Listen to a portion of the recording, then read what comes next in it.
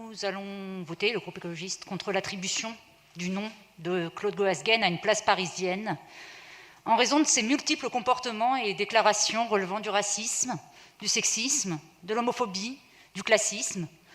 Je ne pourrais qu'en faire qu'une sélection, mais je tiens à disposition les sources précises des propos que je vais rapporter.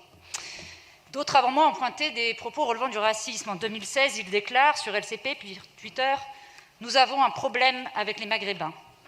En 2014, déjà, il avait prononcé cette phrase « Cette Shoah terrible qu'on n'ose plus enseigner dans les lycées tant on a peur de la réaction des jeunes musulmans qui ont été drogués dans les mosquées ».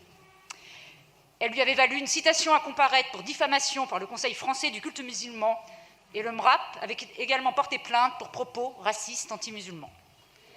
Aux confins du racisme et du sexisme, une responsable politique a pointé... Je ne vous ai pas interrompu, quand et pourtant... Aux confins du racisme et du sexisme, une responsable politique a pointé les propos, je la cite, ignobles, que Claude Goasguen pouvait tenir, lui qui lui avait dit « Tu n'es pas en Seine-Saint-Denis, ne ramène pas dans la capitale tes mœurs du 9-3 ». Je salue ici le courage de cette responsable d'avoir dénoncé, je cite encore, les pressions exercées par Claude Goasguen sur les femmes élues et des militantes.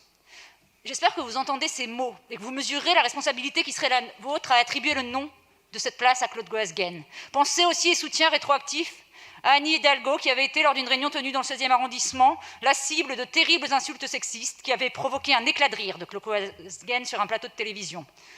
Plateau sur lequel il avait également déclaré « Si vous faites du jogging le matin, essayez d'éviter les endroits où il y avait des travelots la nuit. » Racisme, sexisme, il faut aussi ajouter homophobie.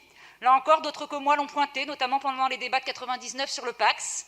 L'examen des discussions de la journée du 8 juin 1999 est éloquent. Plusieurs fois, les propos de Claude Goasguen sont qualifiés d'homophobes. Il faisait partie des principaux orateurs de la droite pendant ces débats terriblement violents pour les gays et les lesbiennes. Il sera du reste cité dans le rapport de SOS Homophobie 2005.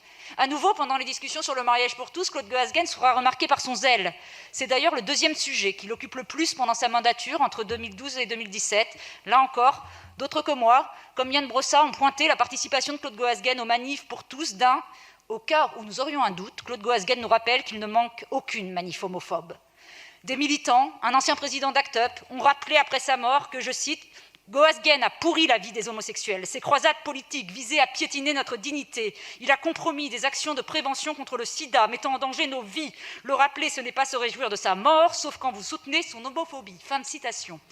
Je vais m'arrêter là, j'aurais pu aussi revenir sur sa jeunesse si proche des mouvements Occident et Ordre Nouveau, mais je pense précisément que tout être humain peut évoluer, apprendre, déconstruire. Cela n'a été, hélas, pas son cas, et ce sont bien ces actions politiques d'hommes de pouvoir, pleinement responsables, que je vise. Je ne comprendrai pas que le Conseil de Paris, ayant connaissance de tous ces faits, qu'il soit décidé de nommer une place à son nom. Cette place-là, ça serait une insulte à tant de Parisiennes et de Parisiens, et bien au-delà. Elle enverrait le message que ceux qui, déjà de leur vivant, ont tant méprisé les vies de certaines et certains d'entre nous, auront toute la place de les toiser jusque dans leur mort, et pour l'éternité, parisienne du moins. Ce serait clairement situer le Conseil de Paris du côté de ceux qui trouvent que les trans, les gays, les lesbiennes, les musulmans, les pauvres, les femmes sont quantité négligeable, ce qui me semble très loin des engagements de beaucoup d'entre vous. Prouvez-le nous en votant contre cette délibération, s'il vous plaît. Merci Alice Coffin.